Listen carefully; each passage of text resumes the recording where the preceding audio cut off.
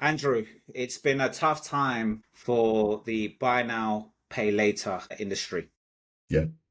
We covered these quite a while ago, didn't we? It's the 29th of May, 2025, and the first signs of weakness are creeping up. Okay, so I'm Interesting. going to go straight into it. We're going to go into our beloved organization, one we've covered before, and also displayed or explained our concerns, Klarna. Yep. All Klarna, right, yep. I'm gonna share my screen. Let's do this. Okay, so we're gonna go back a little bit because the detail matters. Look, as someone who sells technology, and you do as well, Andrew, specifically to financial organizations. We've had our run-ins with the likes of people like Klarna, the organizations like Klarna, other fintechs, etc., etc., and they're brilliant from a technological perspective. They're brilliant. They've Yep. been very creative. Yep. They do merit their growth, but at the same time, they've been very arrogant. Well, I mean, they were the darling of the fintech world for a period, weren't they? I mean, everybody was Klarna, Klarna, Klarna, and yeah, they found the gap and they used technology to fill it very, very well. Exactly. And Klarna, look, in the same way Monzo, Starling, Revolut, and all these type of banks were challenger banks Yeah. towards against the old institutions, Santander, Lloyd Banking Group, the list goes on, Yeah. Barclays, right? The truth is the old incumbents got very comfortable Yes. and they were shafting us for a while. The beautiful thing about making it easier for new financial organizations like the fintechs and Klarna, which is really a challenger to traditional credit systems, Yeah. is that it makes everyone rethink their strategy. And also it helps it helps create better products for customers. Because if you just left the monopoly to the old banks and the likes of Capital One and all these type of organizations, well, they carry on taking the piss, don't they, Andrew? Well, I mean, I'll give you an idea, Lindsay, is as you know, I'm an old dinosaur and I opened a Revolut account yesterday. And the reason I did it was because I'm looking at my Santander account and I'm thinking, you know what? They're giving me nothing.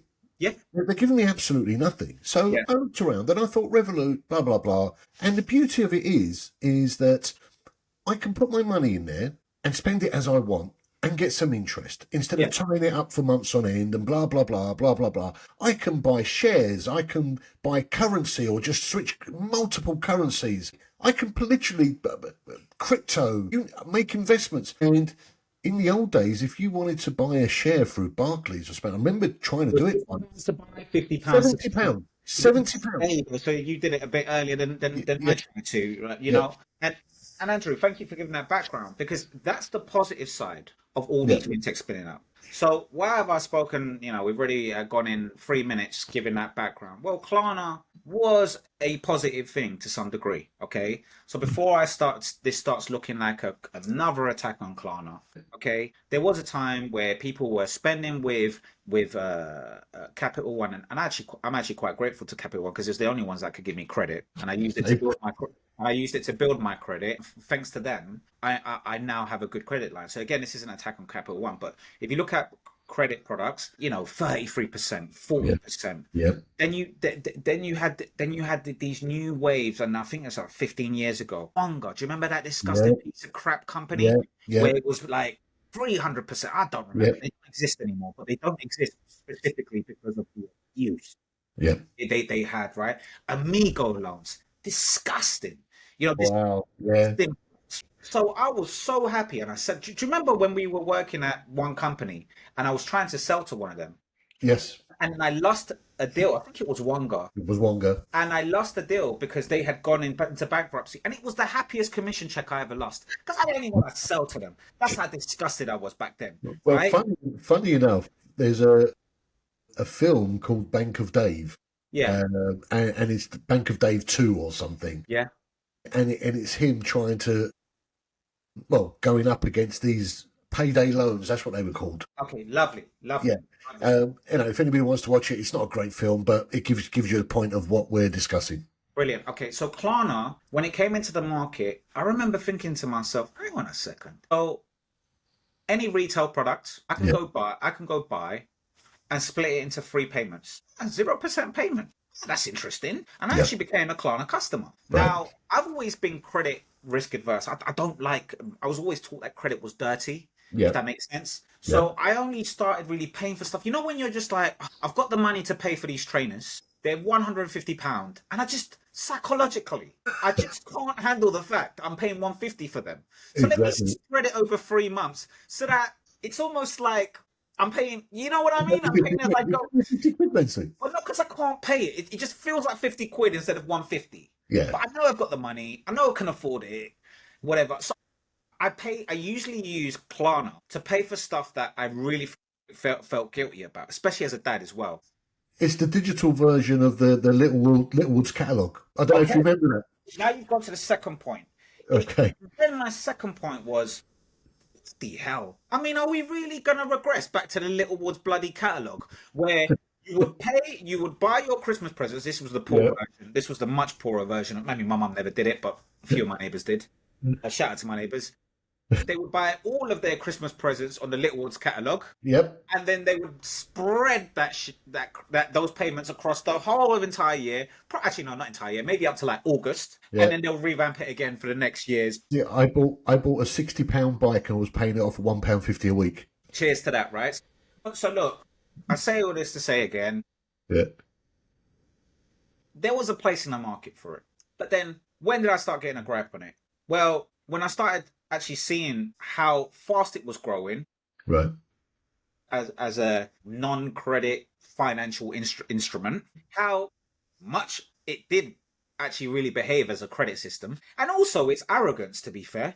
Yeah. Its arrogance in just how important the organization thought it was as a buy now, pay later organization. Yeah. In the same way with the other fintechs, you know, they really thought they were going to replace Santander and Lloyds and all this type of stuff. And it was just like, guys, you know, it's not that easy. You haven't, yes, you're better, but you haven't built that much of a better system to get people to migrate. You know, take it easy when it comes to your evaluation. It didn't make sense to me. Well, as you know, Klarna about 3 months ago, and I think we've referenced this in the past, went for an IPO. Somehow, some way, that IPO didn't go through. Yep. And you know very well how I felt about IPOs. Yeah. We are in an IPO drought, specifically in the tech sector. Okay, so let's start off. Let's go back a little bit. In 2024, and this is where I go to my arrogance, Klarna says its AI assistance does the work of 700 people after it laid off 700 people. Wow. Okay, so this is the 27th of February 2024. So this would have been a year after the new version of, not new version, but you know, the hyped version of learning language models came out in the form of ChatGPT and all other variations. Okay, just 1 year in the market. And you get your people and you lift and shift and you go, no, it's all AI now. And, you know, we've been seeing this type of behavior with Duolingo, whole departments or, you know, parts of departments just being laid off. So let's go to this, right? The Swedish fintech, which was criticized for its handling of dramatic staff reduction in 2022, is touting new efficiencies powered by OpenAI. Lovely. Just a technology that's only been out there for 1 bloody year, Andrew. Exactly. That's how irreplaceable we are. Klarna's bullish on bots, blah blah blah blah blah. Okay, so we get the point, yeah? All right, let's move a bit more into contemporary news. All right, so now I'm going to show you this article. This was published on the 22nd of May 2025. It's just what should we say 1 year later? You know, give it. Klarna AI replaced 700 workers. It now wants some of them back to improve customer service. Okay, so Andrew, when you call, you know, when you were sold one of these dodgy contracts, right, for mobile phones, you go into the shop. We used to go into the shop. We used to have a little chat with the person. They used to show us the different handsets available. They used to explain the financial instruments on what payment plans you can go for. Some of them was like, look, pay for the phone and you only have the SIM card. The others were like, look, you will give you the handset, but it's going to bump up the monthly price by 100. These are going to be your limits. And you could almost negotiate the plan that you had. Sometimes even get discounts to some degree, right? Okay. Yeah, you bought that. Then you became a customer. Yes. And when you had an issue with the organization that was giving you the service, what was the biggest annoyance you had when you couldn't get through to someone? Could not get through to someone. Now, what was the second annoyance you had when you did get through to them? Yeah, they made you repeat everything. Okay. Third one, I'll give you a clue. Farage. Well, I was going to come on to that. Yes, all outsourced in All India. outsourced in India, Filipina, Cambodia, whether look, no problem. I got no problems with those countries, yeah. But the fact of the matter is, it was slightly annoying that the entry point was with like for the entry point, everyone's happy clappy to give Yeah, me a British rep and really explain everything and understand the nuances of my road and all that type of stuff and oh look, how's the weather, all of that good stuff, right? And I'd be able to explain to them my situation in London or in the UK. But yet, when it came to solving my problems, oh, no, no, no, your problems don't merit that attention. Your yeah, problems merit someone in Bangalore, yeah, that has a script, or yeah. someone in Cambodia that has a script and can't get me through to anyone that can actually make a decision to actually solve my bloody problem. Correct. Yeah, but Mencey, it's across all industries. Yeah, Okay. So with that said, okay, that was our biggest annoyance yeah, prior to 2020. yeah. Yeah. In fact, some companies started really saying, "Oh, we've got all British workers. Everyone's British." We used to actually be a selling Yeah, our call center and our support center is in the UK. because people couldn't even handle that. My God, Andrew, 6 years later, Yeah, we've jumped from complaining about the fact that a human is on the other side of the world that doesn't understand us to now having to deal with an AI bloody limited chatbot. yeah, yeah, And yeah, somehow, some way, the biggest, most innovative companies in the world, the ones that are displacing the other companies that are as old as dirt, have the arrogance exactly. to implement a technology that's only been around for a year or two to replace humans, not Yeah, in its, not necessarily just for its email automation or to process data or whatever, for customer facing engagements, Andrew, yeah, in something as sensitive as debt. yeah. Well, I had a great experience today, and I think it proves the point that you're making. I was moving my app from an old phone to a newer phone, messed up, couldn't remember my memorable word, blah, blah, blah. Rang up the helpline. They said there's a long wait, press number one and we'll call you back. 5 minutes later, they called me back. A person in the UK phoned me, helped me, and I was back on the app within 15 minutes. Wonderful. And you know what? It was Coventry Building Society. Again, they've been around for a long, long time. They've gone through a number of name changes and acquisitions, etc. But they've been around for a long, long time. Yes, imagine the frustration of having to speak to a robot to try and install a robot on your phone. It's crazy, right? So let's look into this because I haven't actually read this article. So let's have a look and see what they say. Klarna CEO Sebastian Schlabberl has Yep. announced plans to beef up its human customer service team after artificial intelligence replaced 700 workers. The buy now pay later company use of AI to cut jobs came after the company has seen its evaluation drop by 6.7 billion, despite peaking at 4.56 billion in 2021.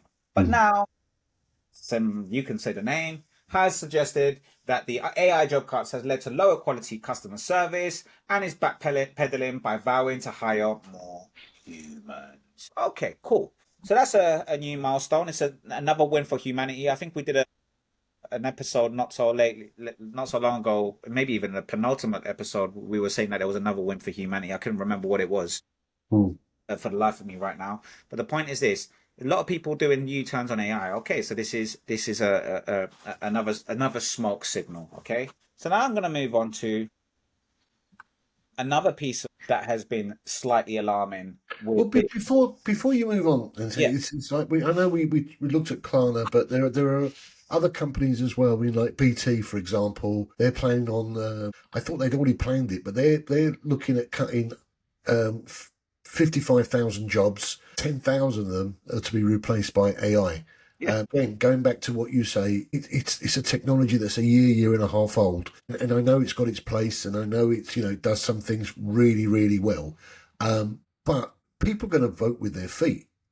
It's not as if there's no alternatives anymore. When you buy the product or buy the service, it's all smoothless, seamless. You've got a guy or a person that's really helpful and gives you all of that. And as soon as you've got the service, then you have to start. Press one for this, spell out your name. What's your imagine you ring up and you say, and it says, "Oh, what's your memorable word?" Andrew, it's an exam. I need to pass a test. Exactly, and you can't remember. and you can't remember. But when you've got a human at the other side of it that could say, oh, actually, well, let's see if we can circumvent that and go another way. But the AI won't be able to do that, certainly not now. But the thing that made me a little bit worried, and there are sort of headlines out there that suggest up to 8 million jobs in the UK could be lost to AI in the next 10 years. And I just think that's really scary. I don't know how accurate Yeah, that is. maybe it is, maybe it's not. I don't know right now. But what I do know is that there's a lot of BS in the market, and There is a lot of beer. I'll get into that. I mean, by the way, it was McDonald's and Starbucks that we were That's talking right. about, right? That were trying to That's right. replace its That's staff, right. and now that's done Yeah, its U-turn as well. yeah, Because yeah, who the hell do you think? I mean, honestly, what the hell are these people smoking? yeah, Okay, out of all the places you want to introduce automation and robotics, when it's not really that advanced right now, you're gonna do it in the front of house. yeah, Are these people bored? yeah, Are these people bored? yeah, I think I've quoted this quote 7 times during our podcast. I'll say it again. If you ask a barber whether you need a haircut, the answer is always going to be yes. of course. If you ask a technologist whether a technology can be rammed into somewhere where it doesn't belong, most of the time they're going to say Of course, yes. of course. Somehow, some way, they've got to get.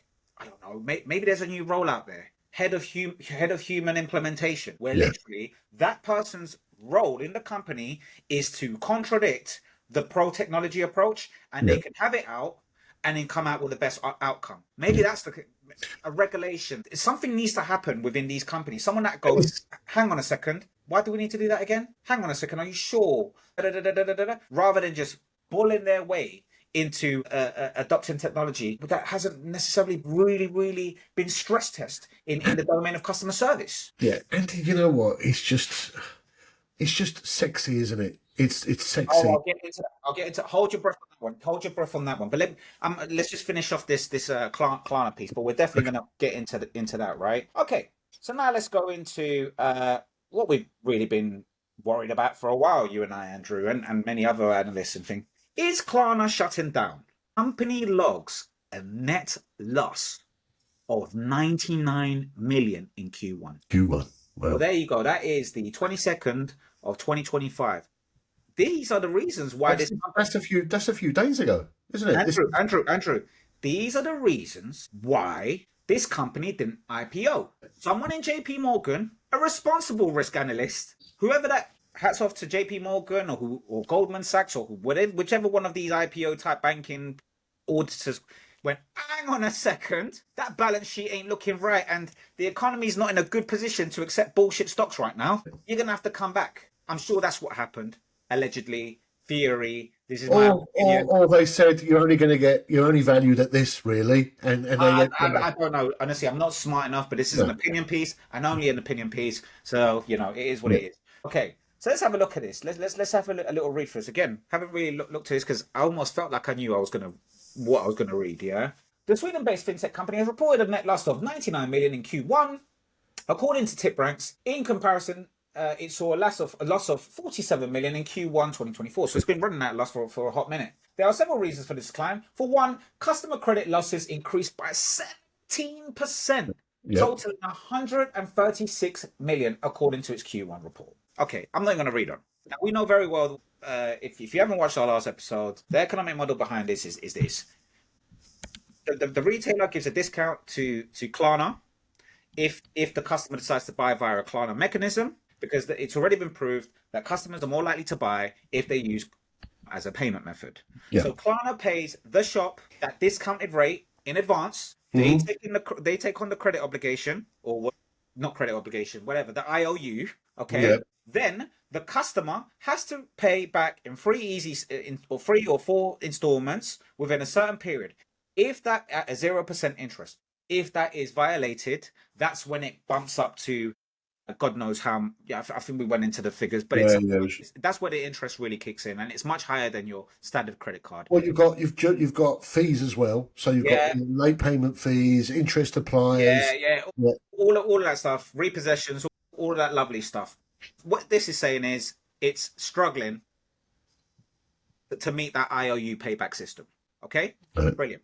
Because if they were still, because the way I see this is this: if the customers were still paying the interest rate on missed payments, then it wouldn't be an issue. In fact, they would be profitable because they've Yeah. got a load of people that can continue paying the credit off, and it wouldn't be a loss, would it, Andrew? So No. I'm taking this just at face value as my theory as basically 99 million of debt they could not claw back. I don't know. We're going to have to look into this. But I just wonder. It's a question. In fact, if you know, audience, what the mechanics is behind this, please tell us. If not, we'll carry on digging until we get there. But it wouldn't make sense if this was just IOUs. I think this is IOUs that can't be paid back. I don't know.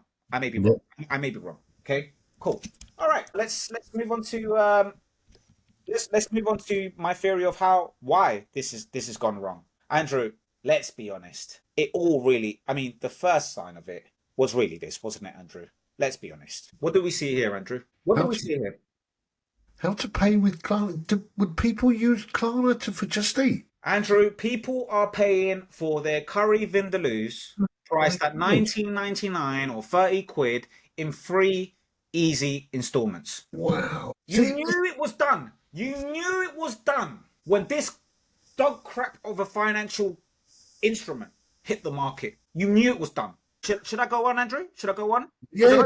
I'm speechless. Somebody give me some time to really get your words. My thing is that the immediate thing that I'm thinking of is that this is not really even ethical, in my opinion. Of course, it's not ethical. What are you talking about?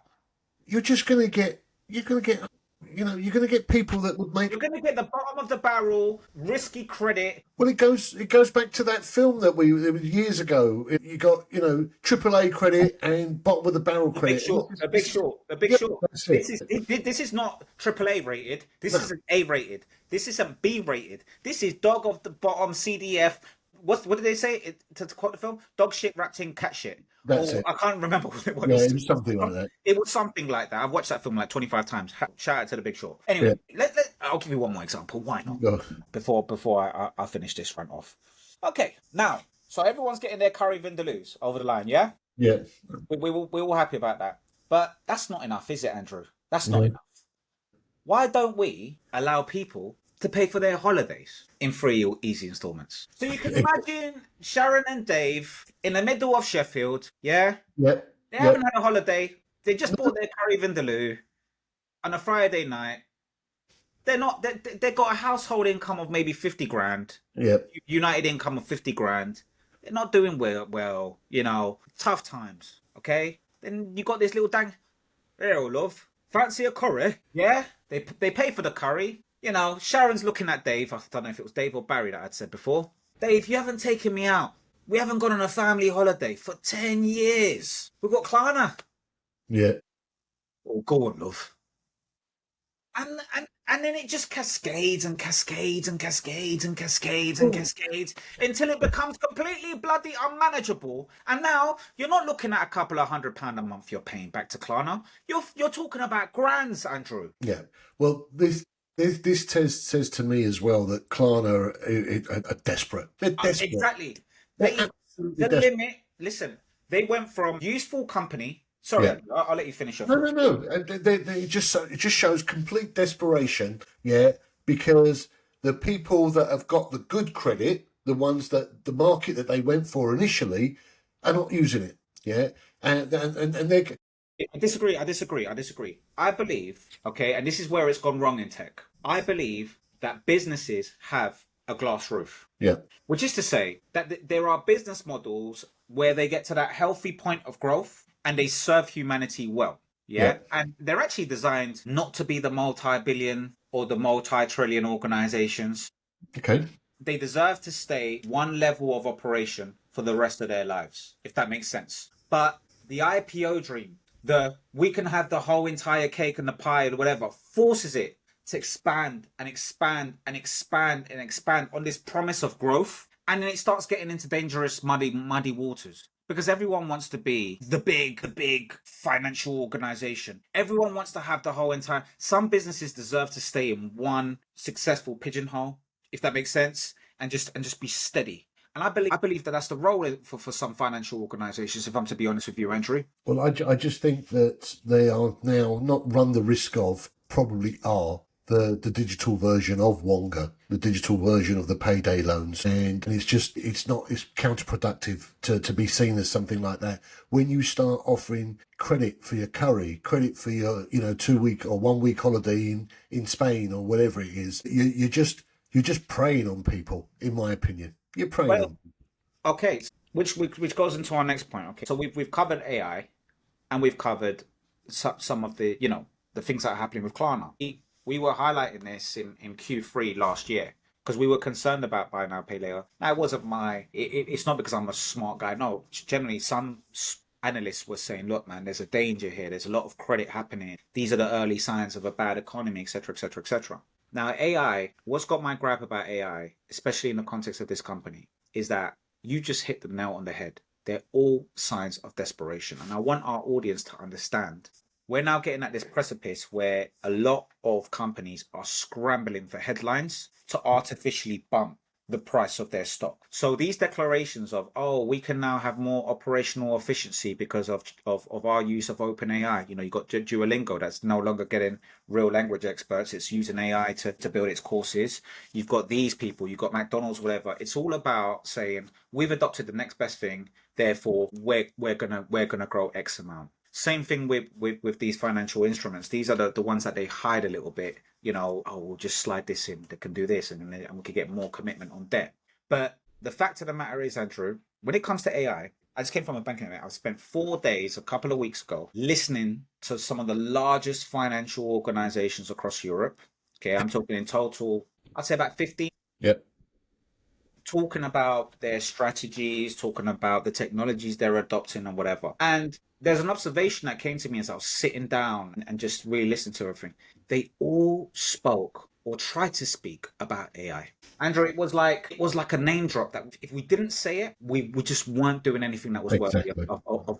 of doing. As I was on this talk, I sat down and I was listening to it, and he's like, okay, this guy's talking about, these two guys were talking about their roadmap and how they're putting in AI and how they're getting the company to embrace AI. So a lady that was part of her role was in regulation. She puts her hands up and she goes, so how do you report to your business what the ROI, return on investment, is on all of these AI changes that you've made? Like, how are you getting the internal support? Andrew, they couldn't answer the question. It's just like I said earlier, it's sexy. Do you know what it takes me back to? Remember the old days where we used to be in application security, and the world and their mother started talking about DevSecOps. If you didn't, do you do DevSecOps? Blah, blah. Nobody did it. Very few people did it. Very few people had the capability of doing it, but they all did it. And AI is the same. I was in an event a few years back when AI first started flourishing, and I actually got people coming to the stand and saying,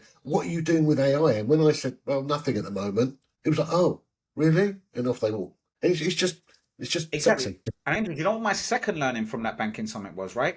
There was only one guy that spoke about crypto. Well, okay. Only one guy that spoke about crypto. Yeah. And he was the only guy that also mentioned another buzzword, Go on. blockchain. Blockchain, right? Yeah.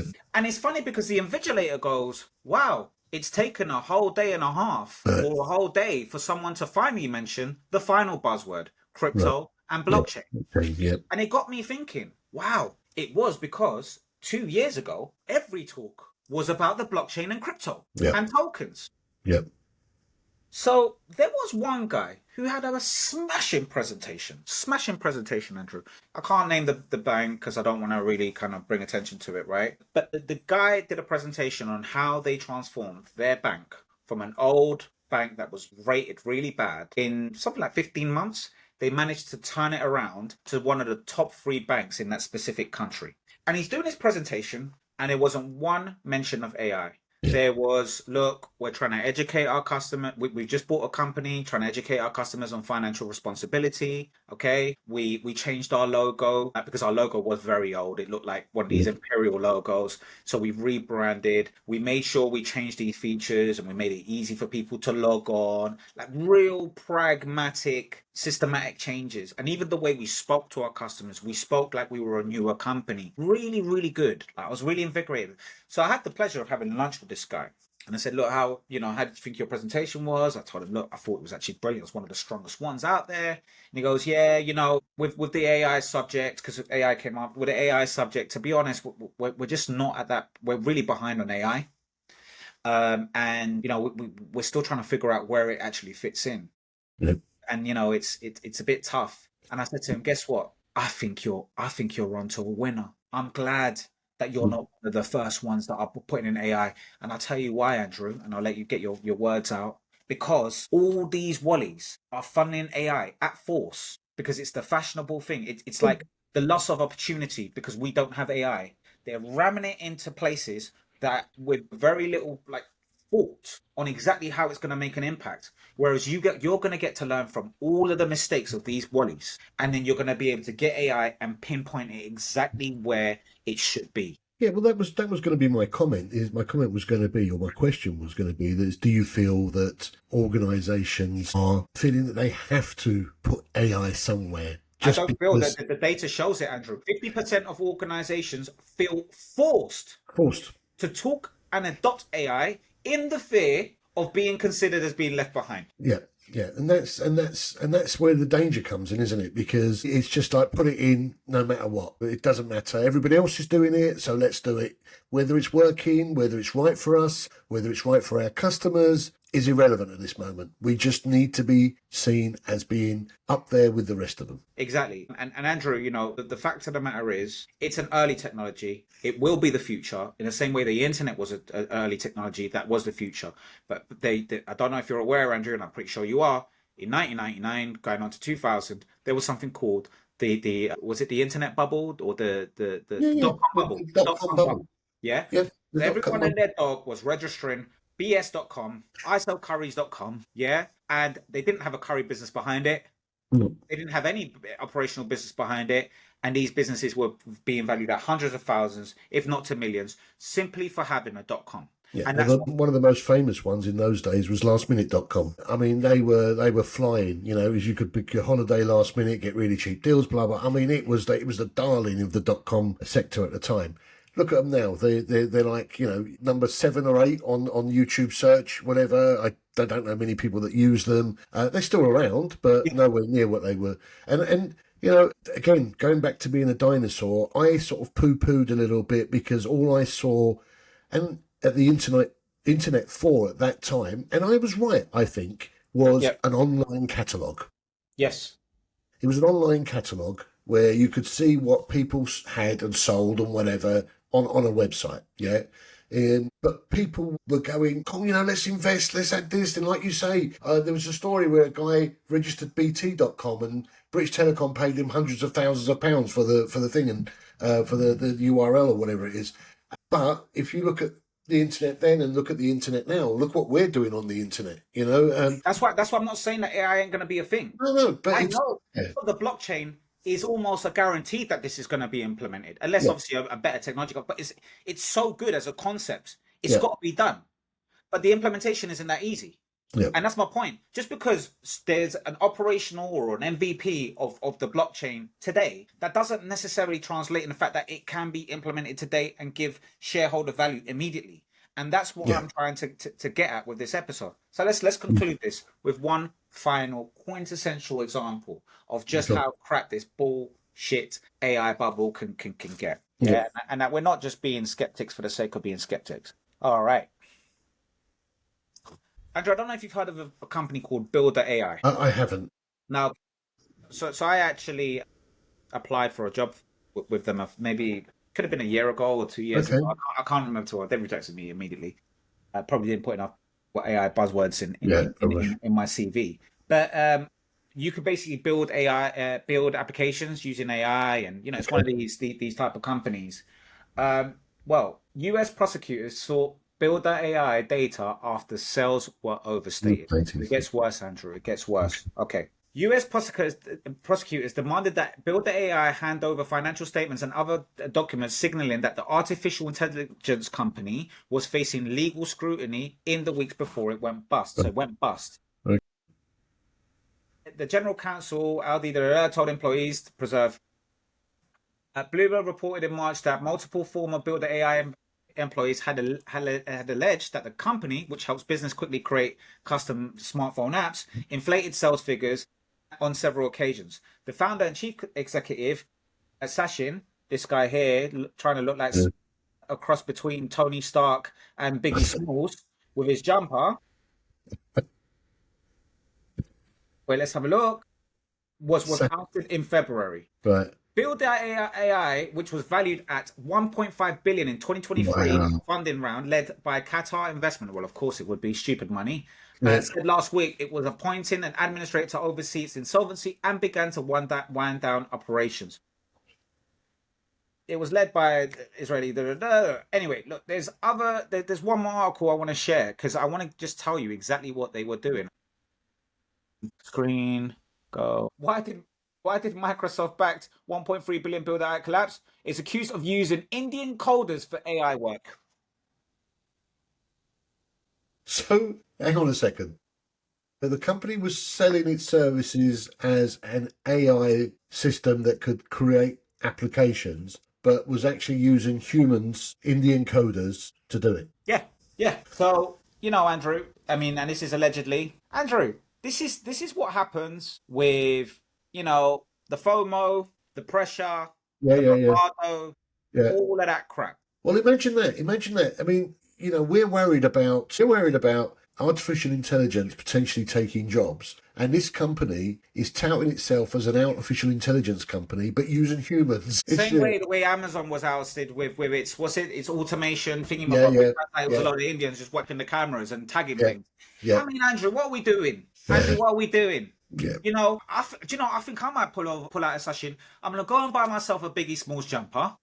Yep. Some shades. They look good on you. They call them Corgi sweaters. They do. I'm just gonna sit there. I'm gonna sit there and I'm just gonna turn up to investor meetings and I'm just gonna look cool and talk out of my bloody ass and see if I can get a couple of billion. Well, this will not stop until, and we touched upon this as well, Mencey. This will not stop until these idiots that overvalue any company that's got .ai over it, and think that they can tout it to the public at 10 times, 20 times, 25 times what it's truly valued at, because that's what it's encouraging. It's encouraging, let me do AI, let me do this, and then I'll get valued a stupid amount, IPO, sell, earn myself a few million, and then sod off, irrespective of what happens to anybody else. And there are a lot of companies out there, and we mentioned this, that when we look at the bottom line, they're losing money, yet they're valued at $1 billion.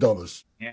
All because one company or two or three, Amazon, Tesla, whatever, Netflix, pulled it off, Uber, pulled it off. Yep. What are we doing, man? Exactly. It's just the Silicon Valley dream has turned into the Silicon Valley nightmare. Yep. Interesting. It's interesting. Anyway, thanks for listening, Andrew. And anyone have any? Oh, sorry, Andrew. No, I was just going to say that people out there, if there's anybody listening, I do encourage you to just maybe have a look at some of the back episodes, because it just so happens that we've probably been lucky and we've covered things, and then what we've discussed have come back to the front pages several months later, and it might make interesting viewing. So please take a look. Bye, everyone. Bye.